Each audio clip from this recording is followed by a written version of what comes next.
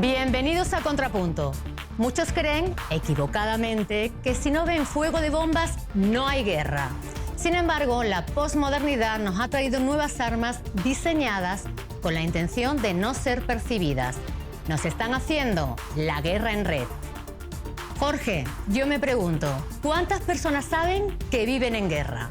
Cristina, creo que una gran proporción de la población mundial ha sido engañada y no es en absoluto consciente de las nuevas formas de enfrentamiento bélico, de sus operaciones híbridas, de los escenarios de guerra proxy, de las conflagraciones económicas que se motorizan de forma solapada y secreta.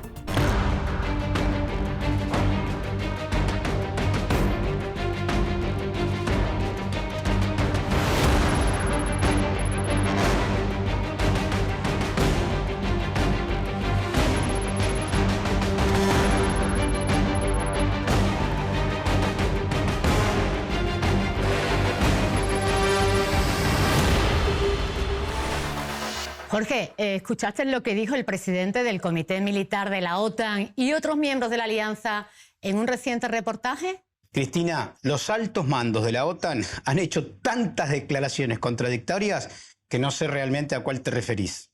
Me refiero a estas. La OTAN de repente se vio en la necesidad de demostrar al enemigo que puede responder a una amenaza en cualquier lugar de su frontera, pero no está preparada. No tenemos suficientes capacidades de transporte o de infraestructura que permitan el desplazamiento rápido de las fuerzas de la OTAN por toda Europa. Pero no entiendo, Cristina, ¿no era que tenían todo controlado? Ya sabes, demasiada propaganda, perro ladrador, poco mordedor. Ucrania para mí ha sido un campo de pruebas para testar por parte de Occidente las capacidades militares de Rusia y la cantidad de aliados que ésta podía congregar. Entonces, ¿estas declaraciones de que la OTAN no está lista no sería un reconocimiento implícito de la supremacía militar de Rusia? Yo creo, Cristina, en realidad que se están exhibiendo las grietas de la alianza. A ver si recuerdo bien. Stoltenberg no era el que presumía poco tiempo atrás de dirigir la mayor alianza militar de toda la historia, la más grande, la más poderosa jamás concebida. Recuerdas bien, sin duda. Pero fíjate, al final el gigantismo de la OTAN ha resultado ser su principal debilidad, su verdadero gran enemigo. Demasiadas fronteras y territorios que defender al mismo tiempo, falta de logística para el desplazamiento de tropas, la burocracia local. No está lista para enfrentarse a Rusia y vencerla, y así lo ha reconocido ella misma. Además hay que agregar, Cristina, que 20 de los 30 países miembros de la OTAN afirman que han agotado su aparatología bélica y que ya no pueden continuar suministrando armamento a Ucrania con la misma intensidad que lo venían haciendo hasta ahora. A estas alturas digo bastante claro que hemos llegado al límite y a cualquiera que me exija de manera tan casual que por favor le entregue 100 unidades de esto, 200 unidades de lo otro, 10 de aquello, solo le puedo decir que prestaré mucha atención y me ocuparé de poder garantizar también la seguridad nacional y la de la alianza en el futuro. Como la mayoría de las demás naciones, nuestras reservas desafortunadamente se están agotando. No obstante, he escuchado con mucha atención al secretario general de la OTAN y a nuestros amigos ucranianos. Jens lo ha dejado muy claro, todos tenemos que poder llegar más lejos. O sea, Rusia finalmente los ha reventado. Esa guerra de desgaste que iba a perder, según la propaganda occidental, de momento parece que la está ganando, ¿no? Es que, Cristina, parece que el arma más eficiente de la OTAN no consistía precisamente en su capacidad militar. Si analizamos bien, el método bélico que ha usado la OTAN en este conflicto no es la guerra tradicional. Date cuenta que la televisión ha puesto el foco en bombas y misiles, pero ha olvidado otras armas bélicas usadas en este conflicto, cuya naturaleza es conocida como guerra total o guerra en red. ¿Te referís, Cristina, a lo que algunos analistas denominan como guerras híbridas, asimétricas o conflagraciones de sexta generación? Exactamente, aunque yo prefiero llamarla el modo clásico, la Tercera Guerra Mundial. La mayoría no la percibe porque ya no se disparan balas o misiles, solamente en casos muy puntuales. Ahora, los científicos militares del comportamiento disparan datos, desinformación, propaganda y mentiras para influir en la mente y en los sentimientos de las personas a las que disparan estas armas no convencionales. Me parece que debido a estas tácticas y aunque su concepción sea más amplia, muchos confunden la guerra en red con la guerra de la información. Esta expresión, la última, la más popular, fue utilizada por primera vez por Thomas Rona en un informe de 1976 para la compañía Boeing. Estaba titulada como Sistema de Armas y Guerras de la Información. Las contramedidas destinadas a degradar el flujo de información del enemigo y la inversa, a proteger nuestra propia información contra la interrupción o el engaño del enemigo y la explotación para nuestros propios fines de los datos extraídos de los canales de información del enemigo, forman parte de la guerra de la información superpuesta a otras operaciones militares. Un documento verdaderamente interesante, pero el verdadero Maquiavelo y el modernizador de la nueva estrategia militar es el exsecretario de Defensa de Estados Unidos en la administración de George W. Bush. Me refiero, obviamente, lo recordarás, a Donald Rumsfeld. Sí, pero los cambios tecnológicos y la proliferación de canales de difusión cambiaron las características de las operaciones militares clásicas. La mentira amplificada de Rumsfeld se convirtió en una herramienta sistemática de la guerra de alta complejidad. Rumsfeld usó las mentiras como armas afiladas en la guerra de Irak.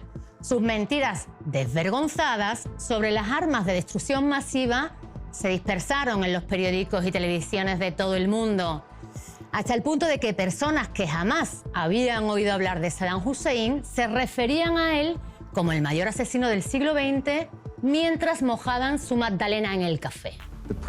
El presidente pasó semanas y semanas con la gente de la CIA y se dirigió al pueblo estadounidense con una presentación. No soy de los servicios de inteligencia. Ellos dieron al mundo su opinión sincera. Parece que no eran armas de destrucción masiva. Es que, Cristina, este modelo de enfrentamiento busca en forma prioritaria manipular las conciencias. En el ejemplo que hace referencia queda claro que se trató de demonizar a Saddam al mismo tiempo que se buscó convertir a Bush en un héroe. Sí, pero date cuenta que después el tiempo pasa y cuando años después todos conocimos que la guerra de Irak se justificó sobre una gran mentira, la imagen de estratega brillante de Rumsfeld se apagó y obviamente la de Bush, claro. Pero el modelo instaurado por las cadenas de difusión de mentiras, sin embargo, no se modificó hasta el día de hoy. Sigue siendo indudablemente el mismo. Claro, y así su sistema de guerra sigue funcionando y ampliándose. Date cuenta que hoy todos hablamos de red, el poder red, la sociedad red, las redes sociales, pero muy pocos conocen la guerra en red, ya que observamos que la mayoría cree lo que les cuentan los medios oficiales acerca del último conflicto, el conflicto de Ucrania. La guerra de la información, el adoctrinamiento y el lavado de cerebro nos han hecho creer que Estados Unidos ama realmente a Europa y a los europeos. No entiendo por qué los europeos no han llegado aún a la conclusión de que Estados Unidos no es amigo de Europa. Estados Unidos utiliza a Europa del mismo modo que utiliza a Ucrania en su guerra subsidiaria. Una red es una serie de articulaciones que operan en forma radial y con conexiones múltiples. Los ejemplos más conocidos son las redes de inteligencia, las de operaciones de influencia, la de difusión y muchas otras. Sí, estas últimas son las propias de la guerra en red, que es una guerra no declarada abiertamente. Se trata, por supuesto, de ocultar el objetivo final y real del ataque. Por ello se combate de forma civilina, con armas silenciosas, casi invisibles e imposibles de percibir por ojos no entrenados. La Unión Europea y la OTAN desde hace tiempo se han vuelto actores híbridos en el conflicto híbrido, en la guerra híbrida en Ucrania. Proporcionan armas, entrenamiento, adiestramiento de tropas, ayudan a facilitar una enorme cantidad de datos de inteligencia, participan en la identificación de objetivos, como saben lo hacen los estadounidenses, además del trabajo de los instructores sobre el terreno, por no hablar de los miles de mercenarios. Me parece que lo prioritario es entender que la red no es gestionada desde un centro, es multimodal. Se despliega, por ejemplo, a través de las redes sociales, los seminarios, los congresos, los foros, las plataformas intelectuales, etc. En todos los casos, para modelar el pensamiento de las sociedades. Claro, y desde estos centros se lanzan declaraciones oficiales, informes científicos, peticiones a miembros de gobiernos y funcionarios, recomendaciones de expertos y opiniones de influencers. Indudablemente todo ese material cognitivo está orientado a configurar eso que llamamos el sentido común, eso que se denomina el relato hoy por hoy en la opinión pública. Así es, porque dependiendo del contenido de estos mensajes, los informes, las declaraciones, los miembros de la red saben cómo tienen que actuar y qué tendencia seguir. Es decir, no están esperando un mensaje cifrado como los antiguos espías, ni una orden directa y personal de haz esto o di lo otro. Los estadounidenses reconocen abiertamente que transmiten prácticamente en tiempo real datos de inteligencia satelitales y de otro tipo al comando de las Fuerzas Armadas ucranianas y que participan en la planificación de operaciones de combate. ¿Acaso esto no es complicidad? Esto es una verdadera guerra híbrida. Se recurre a empresas privadas estadounidenses y europeas para procesar datos de satélite en beneficio de Kiev.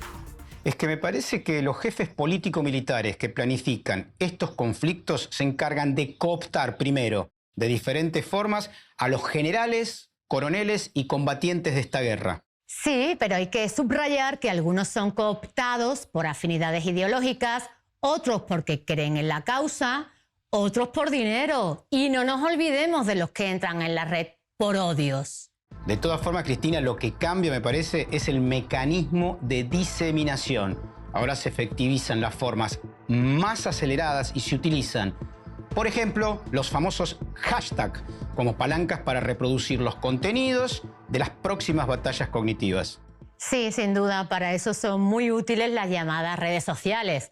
La guerra en red lo que hace es introducir la antigua quinta columna, publicando información falsa y provocativa en Facebook, YouTube, Twitter, donde los hashtags son como luces guía para las legiones.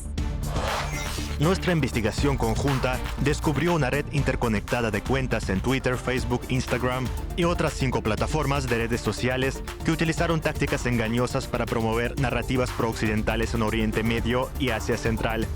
Estas campañas promovían de forma sistemática narrativas que apoyaban los intereses de Estados Unidos y sus aliados, mientras que se oponían a países como Rusia, China e Irán.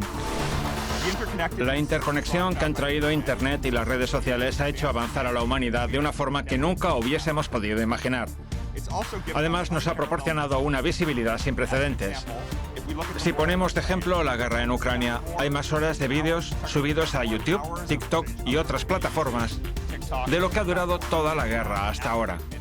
Y otro punto que me gustaría subrayar es que la guerra en red, a diferencia de las guerras clásicas, ya no las libran únicamente los estados, ni siquiera los bloques, sino las estructuras globales. Obviamente yo creo que participan de forma protagónica los estados, pero apelando a lógicas transversales, corporativas y a disfraces obviamente múltiples. La asociación Kovcek-Viag, que opera en Hungría desde febrero y tiene representantes en más de 40 países, colabora de forma activa con la ONG estadounidense Russian America for Democracy in Russia. Juntos están recaudando fondos para equipar a las Fuerzas Armadas ucranianas, suministrar drones al ejército ucraniano y otros medios de apoyo al enemigo. El objetivo de esta red es coordinar y entrenar a la oposición radical en el extranjero y desestabilizar la situación social y política en Rusia. Las redes también imponen modelos de pensamiento ligados, por ejemplo, a las grandes ideas de las que Occidente hace su bandera. Ya las conocemos, como los derechos humanos, la democracia, la libertad. Sí, ellos vienen adueñándose de esas consignas y acusan al resto. Veamos, por ejemplo, una cantidad de organismos de derechos humanos, como por ejemplo decimos Human Rights o Amnesty, demonizan a los gobiernos que no coinciden, obviamente, con el paradigma occidental. Sin duda, estos organismos y otras estructuras de poder dispersan una verdad oficial, un mensaje único desde distintas plataformas. Mira, Atento, porque te voy a dar un ejemplo. La red Soros creó el bloque político Renovar Europa, que integra el partido Renacimiento de Macron, entre otros. A su vez, Soros tiene la red universitaria de la sociedad abierta. Toda la macro red del filántropo dispersa la idea de sociedades libres, con las que ataca el orden político-social de los estados para debilitarlos. Busca liderar esos territorios tras aniquilar la moral y las costumbres tradicionales por este método. Sí, y tomemos en cuenta que todos juntos realizan la tarea de propagación mientras las sociedades están inermes. Y para ser aún más efectivo, los comandantes de estas guerras recurren a modelos prospectivos de simulación e incluso a simulacros. Jorge, respecto a los simulacros, que antes se conocían como juegos de guerra, tenemos un ejemplo para mí muy claro en el evento 201. Mira, fue organizado por la Fundación Bill y Melinda Gates, el Foro Económico Mundial de Davos y el Centro Johns Hopkins para la Seguridad de la Salud el 18 de octubre de 2019 en Nueva York. El Centro para la Seguridad Sanitaria ha recibido preguntas sobre si aquel simulacro de pandemia predijo el actual brote del nuevo coronavirus en China. Para que quede claro, el Centro para la Seguridad Sanitaria y sus socios no hicieron ninguna predicción durante el ejercicio de simulación. Para el escenario hipotético modelamos una pandemia ficticia de coronavirus. Se reunieron altos cargos militares, de farmacéuticas, medios de comunicación, la empresa privada y la salud para simular qué decisiones estratégicas debían tomarse en caso de que nos encontrásemos con una pandemia grave. A mí me llamó mucho la atención que en este simulacro participara April Haines, una experta en servicios de inteligencia que, de hecho, ahora es la directora de Inteligencia Nacional nombrada por el presidente Biden. Yo no sé tú, pero yo no sabía que estos perfiles estuviesen tan vinculados a las pandemias. Bueno, aparece como indudable la articulación entre las corporaciones farmacéuticas occidentales y las conocidas como guerras híbridas. De todas formas, Cristina, considero que los formatos más claros se observan por el lado de las redes sociales, donde los bots y los netbots condicionan las agendas de debate, los temas en los que se habla y, obviamente, esto que hablábamos antes, los hashtags. Bueno, creo que es más fácil de ver para quienes ignoran cómo se combate hoy, porque lo de los bots y los netbots sería una forma más centrada en ciberataques, también integrados en esta nueva guerra. Y hay otros tipos de ciberataques, que son los que destruyen los sistemas informáticos de bancos, gobiernos o centrales eléctricas del enemigo para generar el caos, con devaluaciones de monedas incluidas, Jorge. En esa tarea, Cristina, participan las ONGs, que financian con grandes sumas a los hackers y los influencers. ¿Para qué? Para generar odio, confusión y noticias falsas. O incluso para que se dediquen a demonizar a determinados actores políticos que incomodan ¿a quiénes? A los globalizadores. La postura de Dominique Strauss-Kahn, que desafió al sistema financiero mundial, selló su destino. El consenso de Washington, con sus ideas y recetas económicas simplistas, colapsó durante la crisis económica mundial y ha quedado atrás, afirmó el exdirector gerente del FMI. Poco después fue detenido por acoso sexual y puesto en libertad solo tras dimitir. Resultó que la camarera del hotel que acusó al financiero había mentido en las audiencias. El caso penal se disipó, pero ahí acabó la carrera política de Dominique Strauss-Kahn, de quien incluso se llegó a decir que sería presidente de Francia. Como estamos viendo, Jorge, la forma de hacer la guerra ha cambiado sustancialmente y esto se está observando muy claramente en Ucrania. Hay una red internacional de difusores o disparadores de datos formada por políticos, periodistas, famosos, repitiendo el mismo mensaje, como un ejército atacando en red. Eso me parece efectivamente un excelente ejemplo de cómo funciona la lógica bélica de la última generación. Almas caritativas y artísticas cooptadas para el relato siempre hipócrita de la civilización occidental. En ese registro vemos, por ejemplo, a Ben Stiller o Sean Penn, que incluso le llevó su Oscar de regalo a Zelensky. Qué humanitarios que son en Hollywood. Hay 3 lugares en el mundo que son todo un orgullo para mí. Donde nació mi hija, donde nació mi hijo y este. Gracias. Lo que se pretende es que el relato disparado por los miembros de la red envuelva a todos sobre los que se echa la red como en el mar. Y así los ciudadanos, políticos e intelectuales que no forman parte de ella acaben a su servicio, difundiendo el mismo relato. Los transforman en soldados de esta guerra sin ser conscientes de que han caído en una trampa. Me parece que en otros casos se les convierte en soldados mediante el poco sutil mecanismo de la financiación. Eso hacen con varias ONGs internacionales. Sin duda, llegan a un país extranjero asegurando que vienen a luchar por una determinada causa o por un colectivo, pero en realidad son tapaderas orientadas a socavar la autoridad estatal. Está ya muy visto este sistema. El componente más importante de las actividades destinadas a establecer el control occidental sobre Ucrania ha sido la influencia informativa y psicológica, la creación de estructuras de poder blando que enredan las estructuras del poder estatal. Un ejemplo de actividad eficaz en este ámbito es el que muestran las estructuras de Soros, su Instituto de la Sociedad Abierta, la Fundación Renaissance, así como una gran cantidad de organizaciones internacionales, tanto estatales como no gubernamentales, incluidas la USAID, Agencia de Estados Unidos para el Desarrollo Internacional, el NED, Fondo Nacional para la Democracia, el IRI, Instituto Republicano Internacional y otras. Tengo un ejemplo. ¿Recuerda lo que pasó en Kiev en 2013? Salieron a protestar los médicos contra el presidente Víktor Yanukovych. Pero es que antes habían recibido esos médicos mucho apoyo por parte de organizaciones médicas no gubernamentales y claro, cuando estas les pidieron salir a protestar, no pudieron negarse, estaban trabajando para el enemigo. Estos ejemplos del 2013 son continuaciones de lo sucedido a principios del siglo XXI en los países árabes.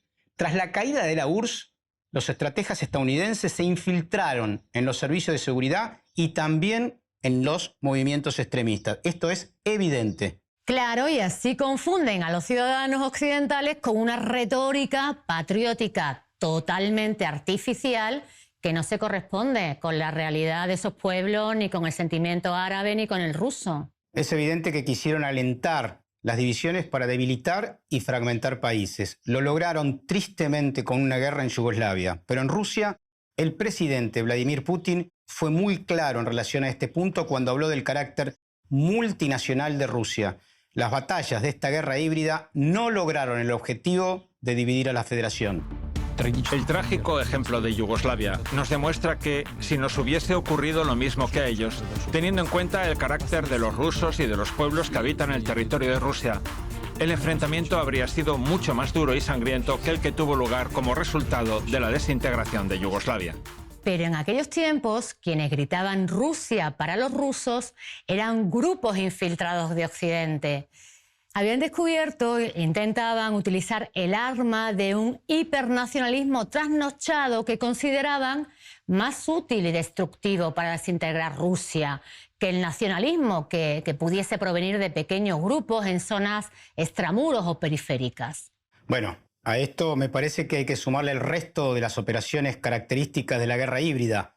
Los atentados, por ejemplo, de falsa bandera, las guerras comerciales y las demonizaciones de líderes soberanistas. Y no te olvides de cómo las agendas globales promueven la promiscuidad sexual, el culto al cuerpo, el consumismo irracional, el entretenimiento y la televisión basura, la polarización entre los ciudadanos y los partidos políticos. Y las protestas masivas que parecen espontáneas, como las primaveras árabes y las que hemos estado comentando. Me parece que lo relevante es el intento por debilitar a los gobiernos que se resisten claramente a obedecer a Washington y obviamente a Bruselas. Recordemos que Internet fue creada por investigadores vinculados al Pentágono. Con él llegaron las redes sociales, armas tácticas para organizar revueltas y viralizarlas por todo el mundo. Ahí están los dos que antes citaste, muy eficaces. Meta, Twitter, son usadas por militares y bandos políticos de todo signo y por rivales empresariales. El asalto al Capitolio, Elon Musk en Twitter contra Apple, las primaveras árabes, las protestas en Irán. Internet es otra arma en esta guerra. Es indudable, Cristina, que en esta guerra se realizan dos tipos de operaciones macro. Por un lado, se trata de destruir a los oponentes, pero al mismo tiempo empoderar a quienes son sus socios en distintas partes del mundo. Bueno, tú ya sabes que yo afirmo que hace años que estamos en la Tercera Guerra Mundial, la guerra por ganar las mentes y las voluntades de la gente, para que todos crean la verdad, como dijo el presidente Eisenhower en 1953. Yo creo que, y en esto diferimos, existe una indudable conflagración global solapada, pero no una tercera guerra mundial, porque un conflicto que se asocie a las dos guerras mundiales previas no podría excluir en la actualidad lo misilístico, ni los submarinos nucleares, ni los bombardeos estratégicos. Justamente porque la OTAN no puede dar ese tipo de batallas, en la que no podría vencer, es que viene apelando a esta guerra híbrida. Ahí tenemos un gran contrapunto, porque precisamente esta conflagración global solapada sería, según la nueva teoría de la guerra, la tercera guerra mundial diseñada por las redes de Occidente para la dominación del mundo entero. Y como no pueden usarse misiles nucleares porque nos destruirían a todos, es por lo que el ingenio humano ha inventado otras armas no convencionales muy difíciles de detectar, las que se usan en la guerra en red. Nos vemos la próxima semana. No olviden poner el contrapunto en sus vidas.